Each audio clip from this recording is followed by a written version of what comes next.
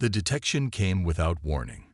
Deep in the heart of the collective's most advanced monitoring station, first observer Ixel's neural tendrils flickered with confusion as the anomalous readings appeared on his consciousness-linked display. After 3 centuries of watching the same sector of space, he had never seen anything like it. Anomaly detected in Sector 7. Ixel broadcasted to the monitoring team, his psychic voice trembling slightly.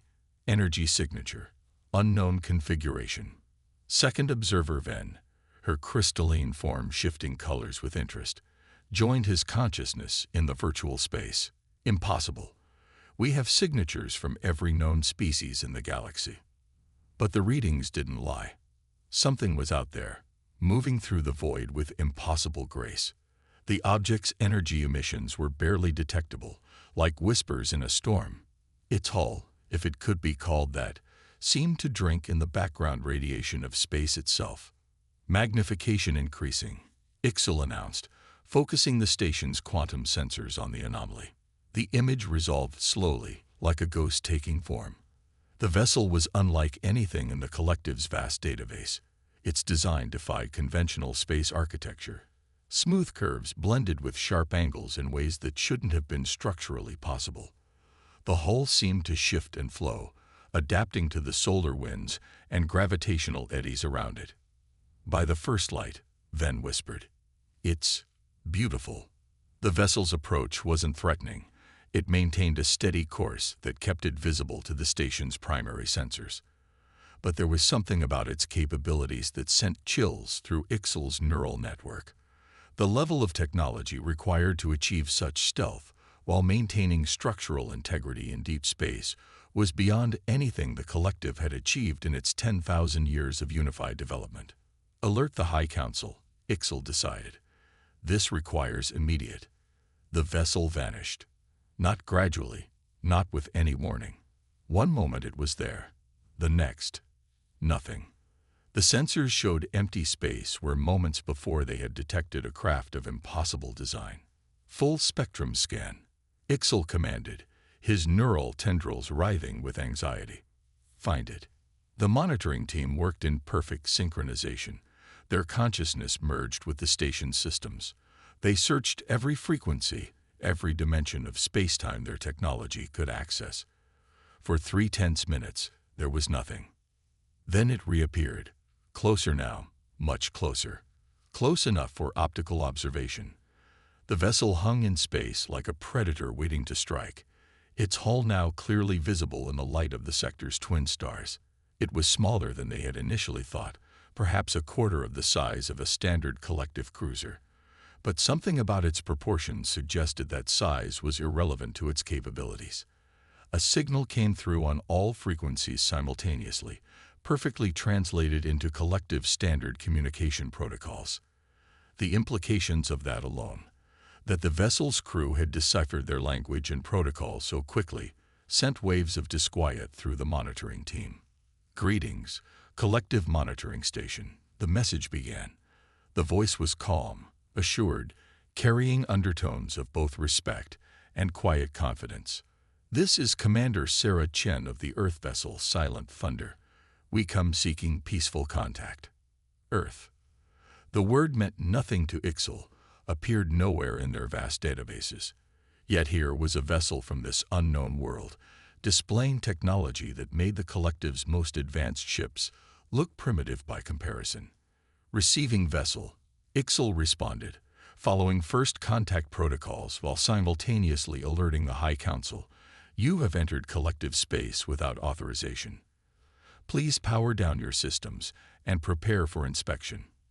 There was a pause, brief but noticeable.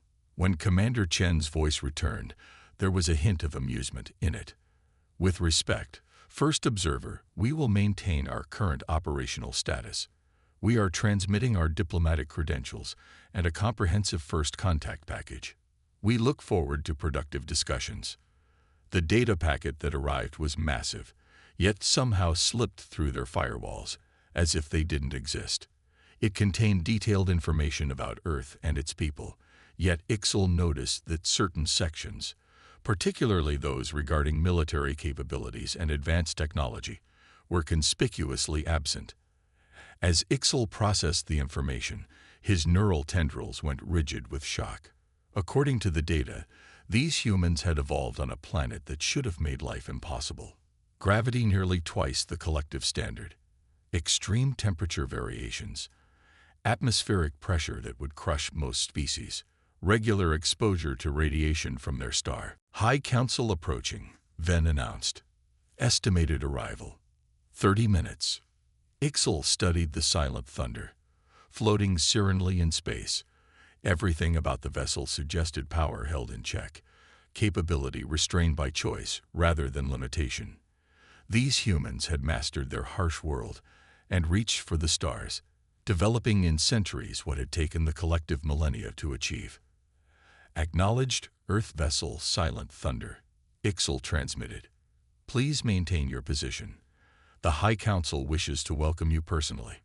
Understood. Commander Chen replied. We will wait.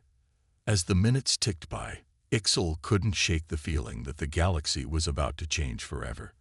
The collective had long considered itself the peak of civilization, the most advanced alliance of species in known space. But now, faced with evidence of what humanity had achieved in their brutal cradle of evolution, he wondered if they had grown too comfortable, too certain of their superiority. The silent thunder hung motionless against the star-filled backdrop, a mystery wrapped in power, wrapped in restraint.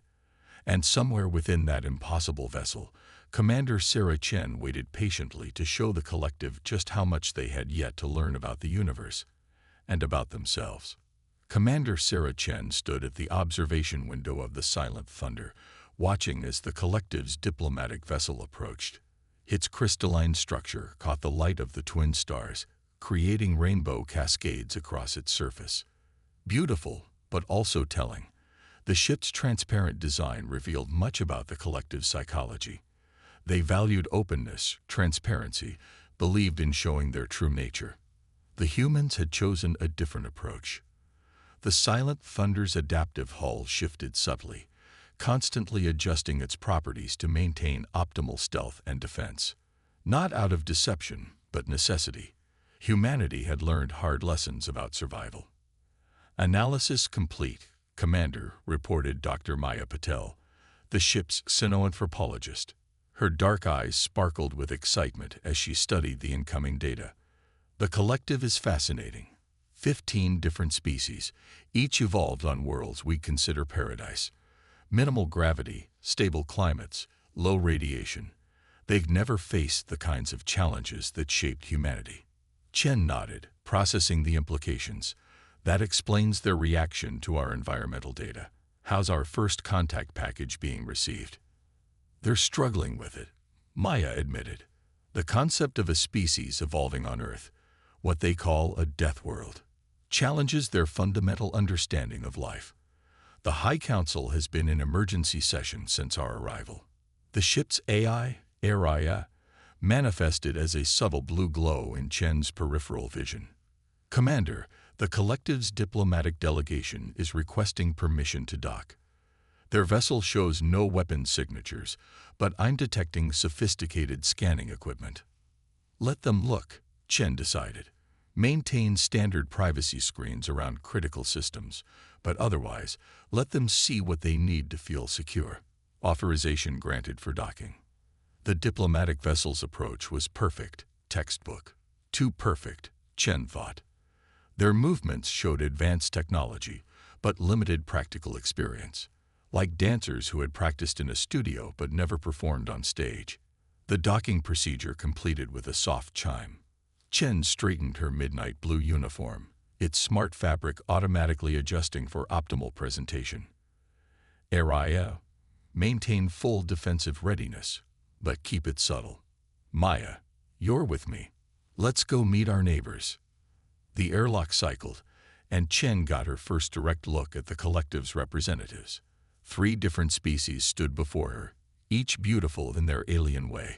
The leader appeared to be made of living crystal, its form shifting colors in complex patterns.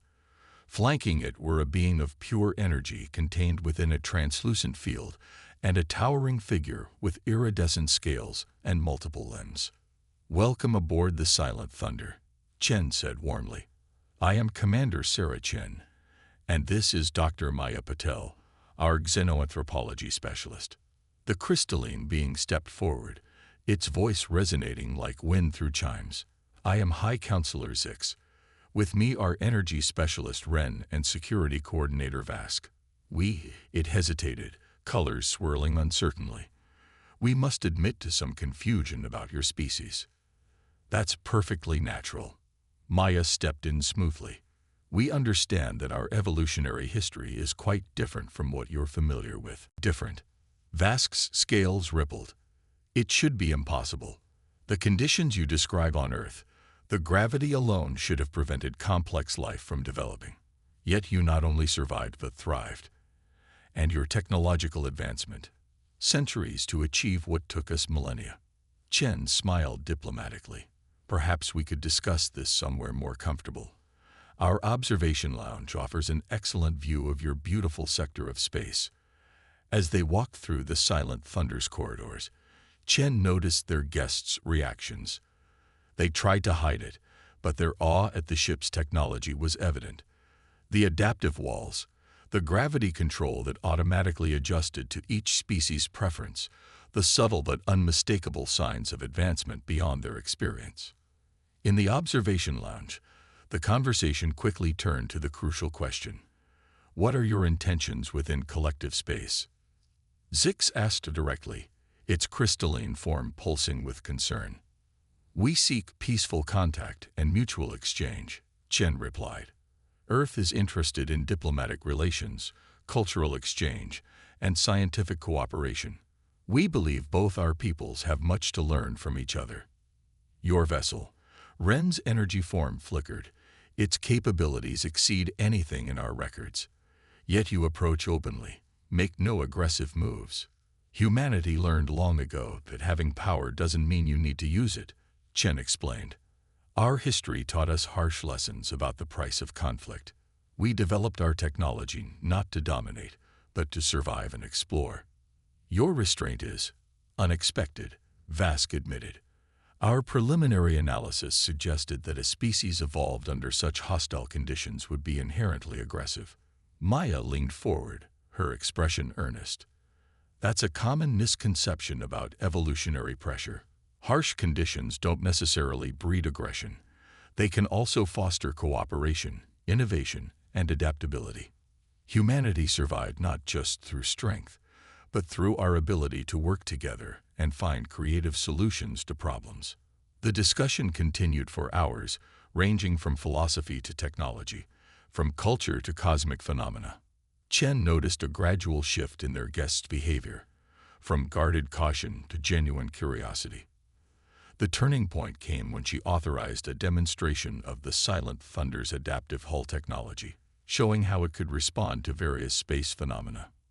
"Remarkable," Zix breathed, watching as the hull shifted to perfectly deflect a solar wind burst. "You've mastered manipulation of matter at a level we thought theoretical. Yet you use this technology defensively, not as a weapon," Ren observed. "The best defense is one that makes weapons unnecessary," Chen replied. "We learned that lesson through much trial and error." As the diplomatic meeting drew to a close, Chen could sense a new understanding developing. The collective representatives had arrived expecting to find dangerous savages from a death world. Instead, they found a species that had turned their harsh evolutionary heritage into a source of innovation and wisdom. "We will recommend full diplomatic relations to the High Council," Zix announced. "Your species, humans, you challenge many of our preconceptions. Perhaps that is exactly what the collective needs." After their guests departed, Maya turned to Chen with a grin. "That went well." "Maybe too well," Chen mused, watching the diplomatic vessel depart. "Did you notice how quickly they accepted our explanations? Either they're the most open-minded bureaucrats in history, or someone in the collective has other plans." Araya completed the thought. "Commander, I'm detecting increased quantum communications traffic throughout the sector. Multiple vessels changing course to our location." Chen's expression hardened slightly. The diplomatic gambit had succeeded, But she'd been in space long enough to know that official acceptance didn't always reflect everyone's intentions. "Maintain full defensive readiness," she ordered, quietly. "Let's hope we don't need it." But she left the thought unfinished, watching the stars.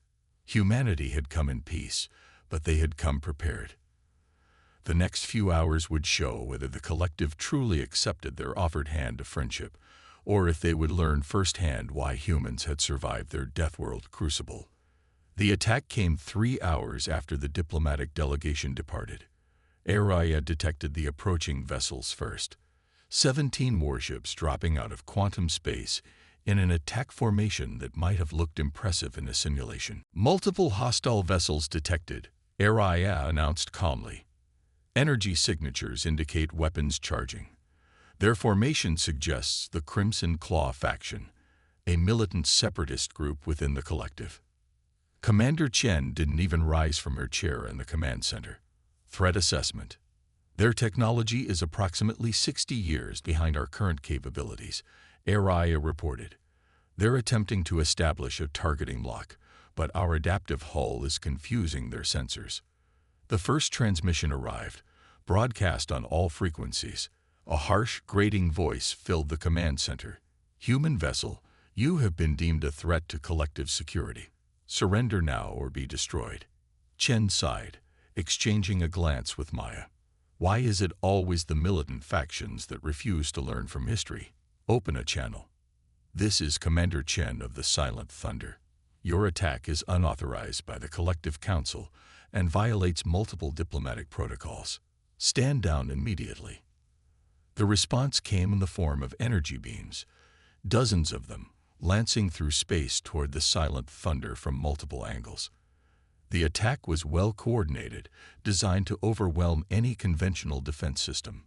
The Silent Thunder's response demonstrated why humanity had survived its harsh evolutionary crucible. The ship's adaptive hull didn't just deflect the energy beams. It absorbed them, converting the hostile energy into additional power for its systems. Meanwhile, microscopic drones deployed automatically, spreading out in a defensive screen that could track and intercept incoming fire with precision beyond anything the attackers had imagined possible. "No return fire," Chen ordered calmly. "Defensive protocols only. Araya, prepare a demonstration."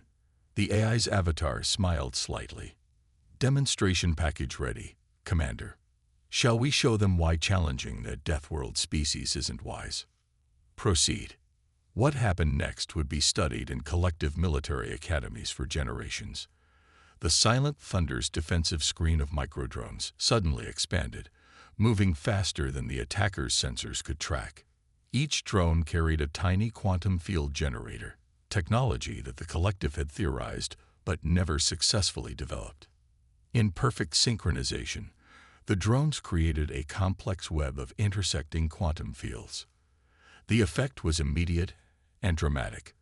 The attacking ships found their weapon systems suddenly desynchronized, their quantum communications disrupted, their engines fighting against spatial distortions that shouldn't have been possible to generate on such a small scale. "What are you doing?" The militant leader's voice had lost its harsh edge, replaced by something close to panic. "Our weapons. Our systems. We are demonstrating restraint," Chen replied evenly. "Your weapons and engines will return to normal once you power down and stand down. We have no desire to harm you or your crews." "Impossible," another voice cut in.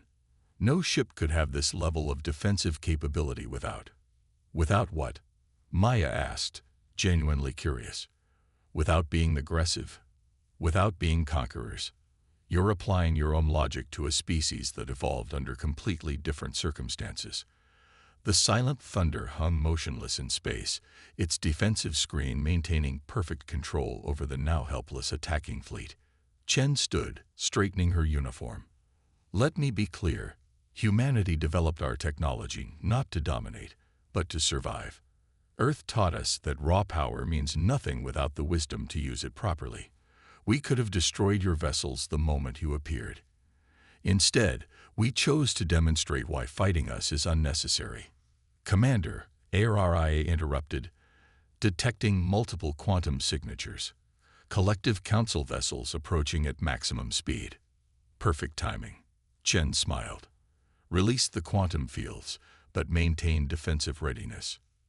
The attacking ship's systems returned to normal, just as the council vessels arrived. Sleek, crystalline ships that quickly moved to surround the separatist fleet. High Counselor Zix's voice came through, heavy with authority. Crimson Claw vessels, you have violated council law and attacked an honored diplomatic guest. Stand down immediately. What followed was almost anticlimactic. The separatist ships, their demonstration of force thoroughly undermined by the Silent Thunder's casual display of technological superiority, surrendered to council authorities without further resistance. Later, in a private communication with the council, Chen reviewed the incident. We hope this demonstration helps explain why humanity values peace, she explained. When you evolve on a world that constantly tries to kill you, you learn that survival depends more on cooperation and innovation than on aggression. Your response was enlightening, Six admitted.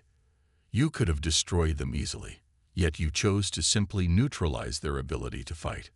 Such restraint, combined with such power, is exactly why we're here, Maya interjected. Humanity wants to join the galactic community, to share knowledge and culture. We've learned through hard experience that true strength lies not in the ability to destroy, but in the wisdom to know when not to. As the council vessels escorted the detained separatist ships away, Chen stood at the observation window, watching the stars. The incident had proven what she'd hoped to demonstrate from the beginning, that humanity's harsh evolution had created not monsters, but survivors who understood the true value of peace. "RIA," she said quietly, "send a message to Earth Command. Tell them Phase 1 of First Contact was successful, if a bit more exciting than planned." The AI's avatar appeared beside her, its expression thoughtful. "The collective will never be the same after this, Commander. They'd just learned that their assumptions about evolution and development might be completely wrong." "Good," Chen smiled. "The best diplomatic relations are built on mutual understanding and respect. Sometimes that respect needs to be earned the hard way." The Silent Thunder's adaptive hull shifted slightly, adjusting to a passing solar wind. In that simple action was a demonstration of everything that made humanity unique: the ability to adapt, to flow with the universe's challenges rather than fighting against them, to turn survival itself into an art form. The real work of diplomacy could begin now, built on a foundation of demonstrated strength and proven wisdom. Humanity had passed its first major test in galactic society not through force of arms, but through the very traits that had allowed them to survive and thrive on their Deathworld home. The collective's central archive had never been so active. Researchers from all 15 member species crowded the vast crystalline chambers, their various forms clustered around data displays showing information about humanity's homeworld. Chief Researcher Nixis, her energy form flickering with excitement, directed the massive study effort. "Look at these atmospheric readings," she indicated to her team. "Earth's atmosphere contains corrosive elements that would dissolve most species' respiratory systems. The humans don't just survive it, they evolved to require it." The data from Earth painted a picture that challenged everything the collective thought they knew about evolution.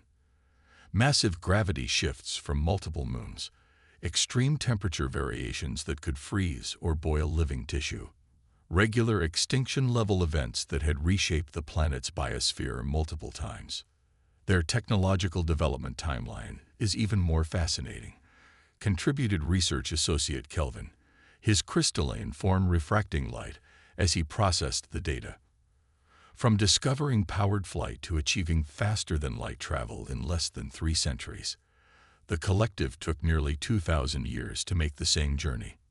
On the Silent Thunder, Commander Chen and Dr. Patel hosted a constant stream of collective scientists, each eager to understand how humans had achieved what their theories said was impossible. The ship's observation lounge had become an impromptu lecture hall. "You have to understand," Maya explained to the latest group, "Earth gave us no choice but to innovate. When your world constantly tries to kill you, you either adapt or die. Humanity chose to adapt. A serpentine researcher raised an appendage. But your historical records show constant conflict among your own species. How did you survive such internal strife along with environmental challenges? Those conflicts drove innovation. Chen replied, earning surprise ripples from her audience. Yes, warfare is terrible, but human conflict led to advances in medicine, material science, computing. When we finally achieved unity, we had centuries of technological progress to draw upon. In another section of the archive, researchers studied human physical capabilities with growing amazement. Their endurance is beyond anything we've encountered, reported biological specialist Zora, her scaled form shifting with excitement. They evolved as persistence hunters, capable of pursuing prey until it collapsed from exhaustion. Even now, they can continue functioning under conditions that would incapacitate most species. The Silent Thunder's medical bay became another point of fascination. Dr. Helen Zhang, the ship's chief medical officer, found herself explaining human biological adaptations to incredulous collective scientists. Our bones don't just support us against Earth's gravity, she demonstrated on a holographic display.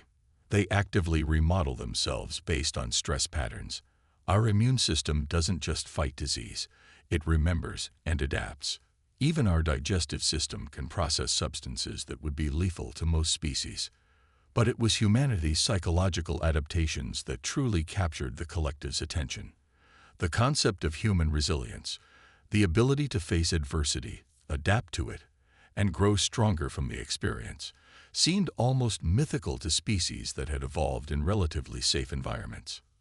Your entertainment contains recurring themes of overcoming impossible odds, noted cultural analyst Vix, studying human literature and media. You don't just survive challenges. You actively seek them out. Your species turns adversity into opportunity.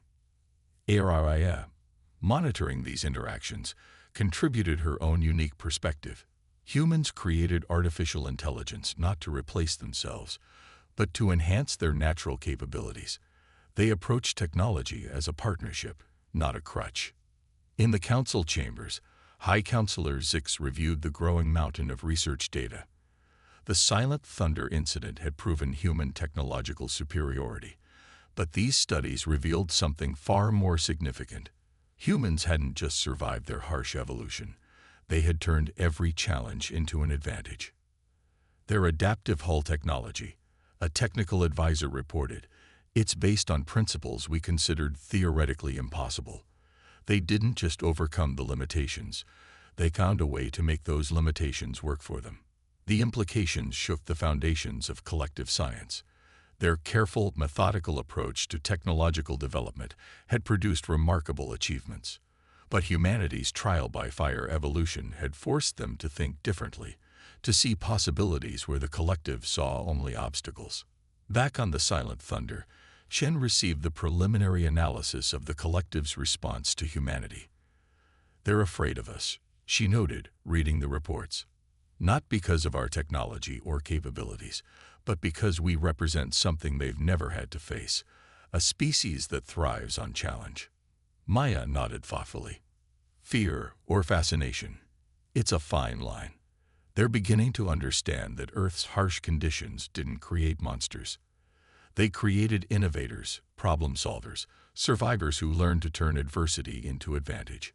Commander, ARIA interrupted. The Council has just issued a remarkable request. They want to establish a joint research initiative. They're offering to share their entire scientific database in exchange for human insights into adaptive technology and problem-solving methodologies. Chen smiled. This was what she had hoped for. Not just acceptance, but genuine collaboration. The collective's methodical, careful approach to science complemented humanity's innovative, challenge-seeking nature.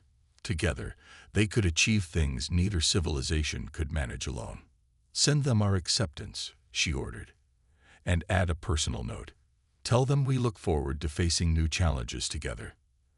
As the Silent Thunder's adaptive hull shifted in the starlight, Reflecting the combined brilliance of the sector's twin suns, Shen contemplated the future.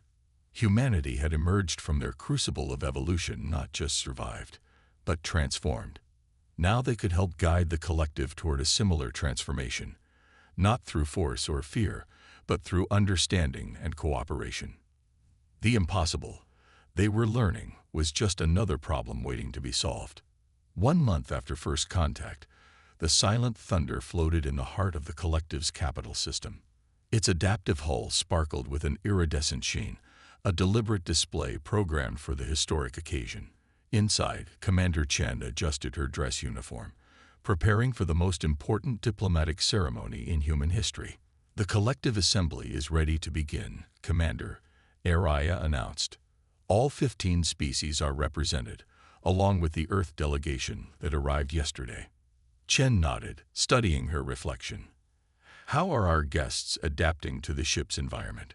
"The environmental adaptation systems are performing perfectly," the AI reported. "Though several delegates have expressed amazement that we can accommodate such diverse biological needs simultaneously, they're still learning that overcoming impossible challenges is a human specialty." The observation lounge had been transformed into a conference chamber, with representatives from Earth and the collective gathered around a circular table, a human touch that symbolized equality. High Counselor Zix's crystalline form pulsed with diplomatic colors as the session began. 1 month ago, Zix addressed the assembly. "We encountered a species that challenged everything we thought we knew about evolution, technology, and the nature of civilization itself. Today, we take the first step toward a future that none of us could have imagined." The main display activated, showing the results of the Joint Research Initiative. In just 1 month, the combination of human innovation and collective resources had produced breakthroughs in multiple fields. The Silent Thunder's adaptive hull technology, once merged with collective crystalline engineering, had led to developments in environmental protection, space habitat design, and medical stasis fields. "Humanity's unique perspective has shown us possibilities we never considered," continued Zix. "Their ability to thrive in conditions we thought impossible has taught us that our own limitations were largely self-imposed." Dr. Maya Patel presented the cultural exchange findings. "What we've discovered is that our differences make us stronger together. The collective's stable, methodical approach provides a perfect foundation for human innovation. We challenge each other to grow, to think differently, to find new solutions." The assembly watched in amazement as holographic displays showed the first joint human collective project, a new class of exploration vessel. It combined the Silent Thunder's adaptive technology with collective crystalline architecture, creating a ship that could truly go where no one had gone before. But perhaps most importantly, Chen addressed the assembly. "We've learned from each other's history. The collective has shown us how peaceful cooperation can create stable, lasting civilizations. In return, we've demonstrated that facing challenges head-on can lead to extraordinary growth." The former leader of the Crimson Claw faction, now reformed after witnessing human capabilities firsthand, spoke next. "I once feared what humanity's strength might mean for our future. Now I understand that true strength lies not in the ability to win conflicts, but in the wisdom to make them unnecessary." The assembly chamber's displays shifted to show real-time images from across collective space. Human engineers worked alongside collective scientists, combining their knowledge to solve problems neither civilization could handle alone. Medical teams shared insights, leading to treatments that could help both humanity and collective species survive in previously hostile environments.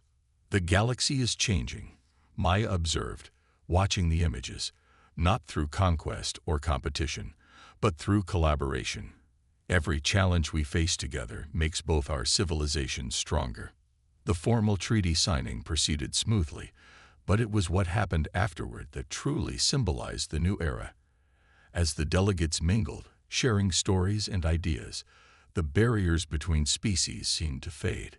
Humanity's adaptive nature had rubbed off on the collective, while their steady, thoughtful approach helped temper human impetuousness. Later, in a quiet moment on the Thunder's bridge, Chen stood with Maya and Araya, watching the combined fleet of human and collective ships preparing for the first joint exploration mission. "Did you ever imagine this outcome when we first arrived?" Maya asked. Chen smiled, remembering the tension of that first encounter. "I hoped for it. Earth taught us that the greatest achievements often come from the most challenging circumstances.